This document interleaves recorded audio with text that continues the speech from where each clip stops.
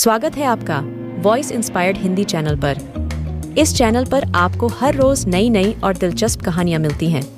अगर आप पहली बार इस चैनल पर आए हैं तो चैनल को सब्सक्राइब कर लीजिए और वीडियो अच्छी लगे तो कमेंट और लाइक करना बिल्कुल मत भूलिए।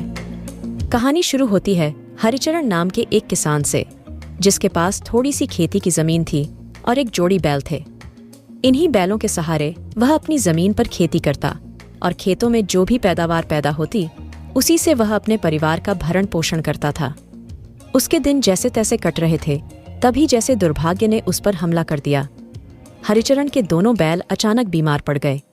किसान और उसकी बेटी ने बैलों की खूब सेवा की, मगर तीसरे ही दिन दोनों बैलों की मृत्यु हो गई। हरिचरण की आंखों के सामने जैसे अंधेरा सा छा गया। वह गांव के कुछ बड़े किसानों के पास सहायता मांगने के लिए गया, जिनके पास 3-3 जोड़ी बैलों की थी, किंतु किसी ने भी हरिचरण की सहायता नहीं की। उल्टा उन्होंने हरिचरण को खरी खोटी सुनाकर और यह कहकर अपनी चौपाल से निकाल दिया कि जाओ अपनी बराबरी वालों से सहायता मांगो, जबकि बराबरी वालों की हालत उससे बेहतर कहाँ पर थी। भला वे उसकी क्या मदद करते। चिंता के मारे हरिचरण ने भोजन तक करना छोड़ दिया। उसकी बेटी से अपने पिता की यह हालत देखी नहीं गई और वह अपने पिता से कहने लगी, पिताजी, आप चाहें तो एक नई जोड़ी बैलों की खरीद सकते हैं। अपनी बेटी की ऐसी बिना सिर पैर की बातें सुनकर हरिचरण खींच गया और उसे डांटते हुए कहने लगा, बिटिया, तुम ये कैसी बातें करती हो? यहाँ पर खाने को रोटी तो है नहीं, तो भला बैलों की नई जोड़ी मैं कैसे खरीद सकता हूँ? पिता की नाराजगी का बुरा न मानते हुए बेटी कहने लगी, पिताजी, मेरी मानी तो आप हमारे महाराज सूर्य प्रताप के पास जाइए, वह आपकी सहायता अवश्य करेंगे, क्योंकि मैंने उनके बारे में सुना है कि वह अपने दरबार में आने वाले किसी भी फरियादी को खाली हाथ नहीं लौटाते। आपको भी अवश्य ही महाराज से सहायता मांगनी चाहिए।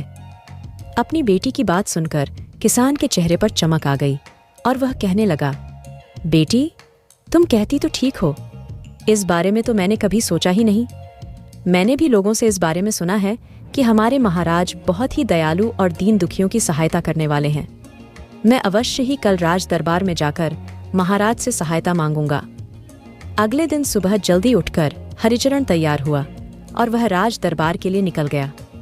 जब राज दरबार में महाराज के सामने वह पेश हुआ तो महाराज ने कहा, कहो, तुम्हारी क्या समस्या है? महाराज, मैं दीनापुर गांव का रहने वाला किसान हरिचरण हूँ। मेरे पास बैलों की एक जोड़ी थी जो बीमारी के कारण मर गई। मेरे पास नए बैल खरीदने के लिए धन नहीं है, इसलिए मैं आपके पास सहायता मांगने के लिए आया हूँ। महाराज ने कहा, हरिचरण, मुझे तुम्हारी सहायता करने में खुशी होगी, लेकिन मैं तुम्हारी सहायता करने से पहले तुम्हारी बुद्धिमानी की परीक्षा करना चाहता हूँ। एक जोड़ी बैल तो मैं तुम्हें दे ही दूंगा, लेकिन अगर तुमने मेरे द्वारा पूछे गए प्रश्न का सही उत्तर दिया तो तुम्हें 10,000 स्वर्ण मुद्राएं इनाम में दी जाएंगी, और इतनी स्वर्ण मुद्राओं से तुम एक जोड़ी बैल तो क्या, कई जोड़ी बैल खरीद सकते हो। साथ ही साथ एक अच्छा जीवन बिता सकते हो। कहो, क्या तुम मेरे प्रश्न का उत्तर देना चाहोगे? महाराज का यह प्रस्ताव सुनकर हरिचरण कुछ सोच में पड़ गया और फिर कहने लगा, महाराज, मैं तो एक सीधा सादा किसान हूँ जो खेती बाड़ी के बारे में ही जानता हूँ, परंतु मेरी बेटी बहुत ही समझदार और बुद्धिमान है। उसी के कहने पर मैं आपके पास सहायता मांगने के लिए आया हूँ। आप जो भी प्रश्न मुझसे पूछना चाहें पूछ सकते हैं, लेकिन मैं उस प्रश्न का उत्तर अपनी बेटी से ही पूछकर आपको बताऊंगा। महाराज ने कहा, तो ठीक है हरिचरण, हम तुम्हें अपना प्रश्न बताएंगे। तुम अपनी बेटी से उसका उत्तर पूछकर हमें बताना। अगर वह उत्तर सही हुआ तो तुम्हें 10,000 स्वर्ण मुद्राएं पुरस्कार के रूप में दी जाएंगी, वरना बैलों की जोड़ी तो तुम्हें अवश्य ही दी जाएगी। इसके बाद महाराज ने प्रश्न पूछते हुए कहा, एक लड़की की शादी का रिश्ता 3 जगह से आया। एक जगह से शादी का रिश्ता उसकी माँ ने स्वीकार कर लिया, दूसरी जगह से उसके पिता ने, और तीसरी जगह से उस लड़की की शादी का रिश्ता उसके भाई ने स्वीकार कर लिया। शादी का दिन भी निश्चित हो गया। शादी वाले दिन तीनों जगह से बारात आकर लड़की वालों के दरवाजे पर खड़ी हो गई। दुर्भाग्यवश इस रात को लड़की को सांप ने काट खाया, जिसके कारण वह मर गई। जो 3 लड़के उस लड़की को ब्याहने के लिए आए थे, उनमें से एक लड़का तो लड़की की चिता के साथ ही जलकर मर गया। दूसरे लड़के ने दुखी होकर खाना पीना छोड़ दिया और तीसरे लड़के ने देवी की आराधना करके ऐसा मंत्र प्राप्त कर लिया जिससे उसने लड़की की चिता से अस्थियां इकट्ठी करके लड़की को फिर से जीवित कर दिया। अब तुम्हें बताना है कि लड़की किसको मिलनी चाहिए। प्रश्न सुनकर हरिचरण कुछ सोच में पड़ गया और कहने लगा, ठीक है महाराज, मैं इस प्रश्न का उत्तर आपको अपनी बेटी से पूछकर कल बताऊंगा। इसके बाद हरिचरण वापस अपने घर लौट गया। उसने यही प्रश्न अपनी बेटी के सामने दोहराया। तब बेटी कुछ देर तक सोचती रही और फिर कहने लगी, इसका जवाब तो बहुत ही आसान है पिताजी, क्योंकि तीनों लड़कों में से एक लड़का तो जलकर भस्म हो चुका है। अब बाकी बचे 2 लड़के। उनमें से जिस लड़के ने लड़की की अस्थियां इकट्ठी करके उसे फिर से जीवित किया था, वह तो उसका पिता हुआ, क्योंकि जीवन दान देने वाला पिता के समान होता है। अब बचा वह तीसरा लड़का जिसने उस लड़की के दुख में अन्न जल का त्याग कर दिया था। वही दूल्हा बनना चाहिए, अतः वही उसका पति होगा। उसी को लड़की मिलनी चाहिए। हरिचरण उसी समय राजा के दरबार में जा पहुंचा। उसने यही उत्तर महाराज के सामने दोहरा दिया। महाराज यह उत्तर सुनकर अचंभित रह गए और वह हरिचरण और उसकी बेटी की खूब प्रशंसा करने लगे। महाराज ने तुरंत अपने खजांची को बुलवाकर 10,000 स्वर्ण मुद्राओं से भरी हुई थैली हरिचरण को पुरस्कार के रूप में दे दी। पुरस्कार लेकर हरिचरण जैसे ही अपने घर की तरफ लौटने लगा, तब कुछ सोचते हुए महाराज ने हरिचरण को आवाज लगाकर वापस बुला लिया और कहने लगे, हरिचरण, मैं तुम्हारी बेटी की बुद्धिमानी से बहुत ही प्रभावित हुआ हूँ। मैं चाहता हूँ कि वह हमारे राजमहल की बहू बने। मैं अपने बेटे का विवाह तुम्हारी बेटी से करना चाहता हूँ। बताओ, क्या तुम्हें यह रिश्ता मंजूर है? महाराज का यह प्रस्ताव सुनकर गरीब किसान हरिचरण को अपने कानों पर विश्वास नहीं हुआ।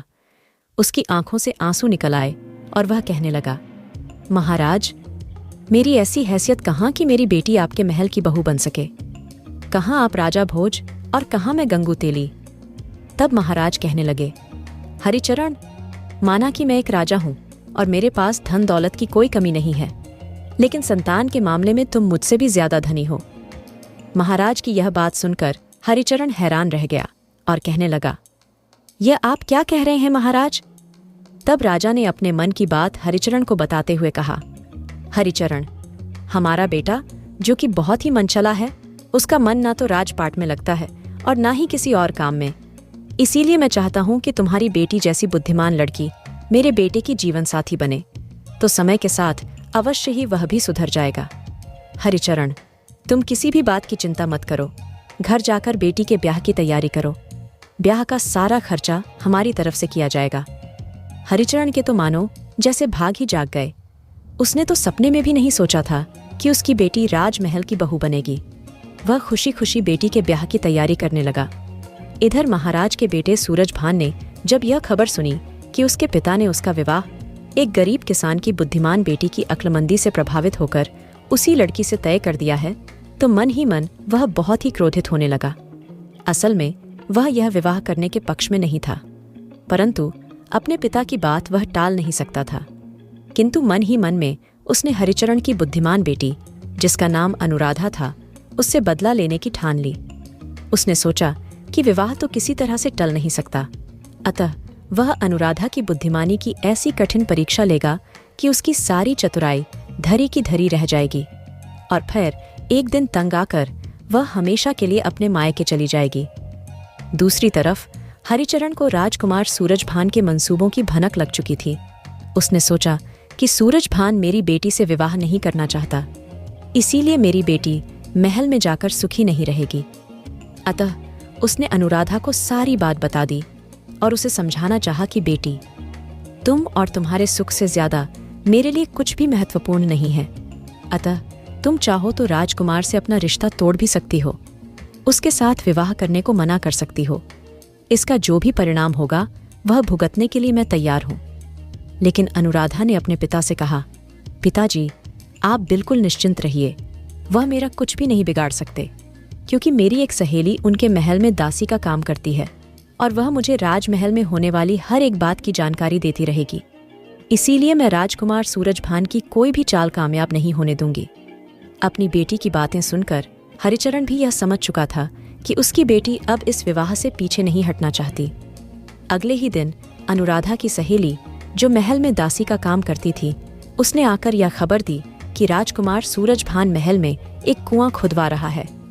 जब अनुराधा को यह खबर मिली तो वह समझ गई कि अवश्य ही युवराज कोई षड्यंत्र करने वाला है। उसने भी तुरंत अपने घर से एक सुरंग खुदवाई जो महल के कुएं के तल तक जाती थी। यानी अब महल में खोदे हुए कुएं से एक सुरंग होकर अनुराधा के घर तक पहुंच चुकी थी, जिसकी जानकारी सिर्फ अनुराधा को थी, राजकुमार सूरजभान को भी नहीं। कुछ दिनों के पश्चात अनुराधा और सूरजभान की शादी हो गई। विवाह के पश्चात महाराज ने राजकुमार को बुलाकर कहा, राजकुमार सूरजभान, अब मैं वृद्ध हो चुका हूँ, अतः अब मैं राजपाट छोड़कर ईश्वर की भक्ति में अपना मन लगाना चाहता हूँ। इसके लिए मैं यह महल छोड़कर वन में एक कुटिया बनाकर रहना चाहता हूँ। इसीलिए कल तुम्हारा राज तिलक करके मैं वन की ओर प्रस्थान कर जाऊंगा। युवराज ने कहा, ठीक है पिताजी, जैसा आपको उचित लगे मैं करने को तैयार हूँ। और फिर अगले दिन महाराज राजपाट का त्याग करके ईश्वर की भक्ति करने के लिए वन की ओर निकल गए। पिता के घर से जाते ही अब राजकुमार सूरजभान के तेवर बदल गए। उसने फौरन अनुराधा को पकड़कर एक कुएं में डलवा दिया और उस पर कटाक्ष करते हुए कहने लगा, तुम बहुत चतुर बनती हो ना, अब जरा दिखाओ अपनी चतुराई। देखो, मैं देश भ्रमण के लिए जा रहा हूँ और कम से कम 2 साल के बाद लौटूंगा। जब तक मैं वापस लौटता हूँ तुम्हारे पास मेरे द्वारा उत्पन्न किए गए 2 पुत्र होने चाहिए। अगर तुम ऐसा नहीं कर पाई तो तुम्हें सारी जिंदगी इसी कुएं में सड़ना पड़ेगा। इसके बाद राजकुमार ने अपने नौकरों से कहा कि इसके लिए रोज कुएं में भोजन भिजवा दिया जाए। सूरजभान देश भ्रमण के लिए निकल गया तो इधर अनुराधा कुएं के सुरंग से होते हुए अपने घर जा पहुंची। उसने अपने पिता से कहा, पिताजी, राजमहल के नौकर रोज मेरे लिए कुएं में 2 समय का खाना भेजेंगे। आप रोज भीतर किसी को भेज दिया करें जो मेरे हिस्से का भोजन लेता रहेगा। इस तरह से महल के नौकरों को यह भ्रम बना रहेगा कि मैं कुएं के भीतर ही बैठी हूँ। अपने पिता को सब कुछ समझा बुझाकर अनुराधा अपने पति यानी सूरजभान का पीछा करने लगी। राजकुमार सूरजभान जिस नगर में ठहरा उसी के घर के सामने अनुराधा ने एक मकान किराए पर लिया और वह एक फूल बेचने वाली का भेष बनाकर रहने लगी। राजकुमार सूरजभान जब अपने घर से निकलता वह उस फूल वाली को देखा करता, अतः वह उस पर मोहित हो गया और उसके रूप जाल में फंस गया। वह उससे प्रेम करने लगा। दोनों का प्रेम संबंध आगे बढ़ा, समय व्यतीत हुआ और इसी बीच उनके 2 पुत्र पैदा हुए। काफी समय बीतने के बाद एक दिन सूरजभान ने उस फूल वाली से कहा, प्रिय, मुझे अपने माता पिता की याद आ रही है। मैं कल उनसे मिलने के लिए जा रहा हूँ। तुम यह 20,000 स्वर्ण मुद्राएं अपने पास रख लो, यह इन बच्चों के देखभाल के काम आएंगे। और यह कहकर सूरजभान वहां से अपने राजमहल की तरफ चल पड़ा। दूसरी तरफ अनुराधा भी एक बंद बग्घी में सवार होकर गुपचुप तरीके से अपने पिता के घर जा पहुंची। पिता के घर पहुंचकर उसने सारी बीती बातें अपने पिता को बता दी और सुरंग के रास्ते से अपने पुत्रों के सहित कुएं में जा बैठी। इधर सूरजभान रास्ते में घूमता फिरता अपने मित्रों से मिलता जुलता कुछ दिनों के बाद राजमहल में पहुंचा। राजमहल पहुंचते ही उसने सबसे पहले नौकरों से अपनी पत्नी के बारे में जानना चाहा तो नौकरों ने बताया, महाराज, रानी जी तो तब से कुएं में ही बैठी हैं, लेकिन पिछले कुछ दिनों से वे कुएं से आवाज लगाकर ज्यादा भोजन मांगती हैं। सूरजभान ने हैरान होकर कहा, वह किस लिए? महाराज, वह कहती है कि इतने भोजन में तो केवल एक आदमी का पेट भी नहीं भरता, तो फिर हम तो 3 प्राणी हैं, तो तीनों का पेट कैसे भरेगा? नौकरों की बात सुनकर राजकुमार चौंक गया। उसे इस बात का विश्वास नहीं था। वह कहने लगा कि कुएं में तो सिर्फ अनुराधा को ही छोड़कर गया था, तो फिर ये बाकी के दोनों प्राणी कौन हैं और कहाँ से आ गए? उसके मन में तुरंत यह विचार आया कि कहीं कुएं में कोई गैर मर्द तो नहीं है। अगर ऐसा है तो वह इस कुलक्षणी को जीवित नहीं छोड़ेगा। ऐसा निश्चय करके उसने तुरंत कुछ सैनिकों को बुलवाया और कुएं के आसपास खड़ा कर दिया और उन्हें यह आदेश दिया कि जैसे ही मैं इशारा करूं तो कुएं से निकलने वाले आदमी पर हमला कर देना। इसके बाद उसने रस्सी की सहायता से कुएं में एक खटोला डालकर अनुराधा को आदेश दिया कि वह बाकी के 2 प्राणियों के साथ बाहर आ जाए। रस्सी जब ऊपर खींची गई तो सब लोग यह देखकर हैरान रह गए कि खटोले पर अनुराधा के साथ साथ 2 बच्चे भी बैठे हुए थे। सूरजभान को लगा कि उसने बच्चों को कहीं देखा हुआ है, किंतु फिर उसे यह अपने मन का वहम लगा। उसने कठोर स्वर में अनुराधा से पूछा कि यह बच्चे किसके हैं। अनुराधा ने बड़े ही विनम्र स्वर में कहा, स्वामी, ये आपके बच्चे हैं, मेरे बच्चे हैं। हाँ स्वामी, ये आपके ही बच्चे हैं। और यह कहते हुए अनुराधा ने 20,000 स्वर्ण मुद्राओं से भरी हुई थैली सूरजभान के सामने रख दी, जो थैली सूरजभान ने फूल वाली को दी थी। और फिर अनुराधा ने सारा किस्सा शुरू से अंत तक जो कुछ भी हुआ था सूरजभान को सुना दिया कि किस प्रकार वह सुरंग के रास्ते से अपने घर में गई और फिर एक फूल बेचने वाली का वेश धारण करके सूरजभान के साथ प्रेम संबंध बनाया। उसी से यह दोनों बच्चे पैदा हुए। सारी सच्चाई जानने के बाद सूरजभान आश्चर्यचकित रह गया। उसने अनुराधा की बुद्धिमानी का लोहा मान लिया और उसे अपने गले से लगा लिया।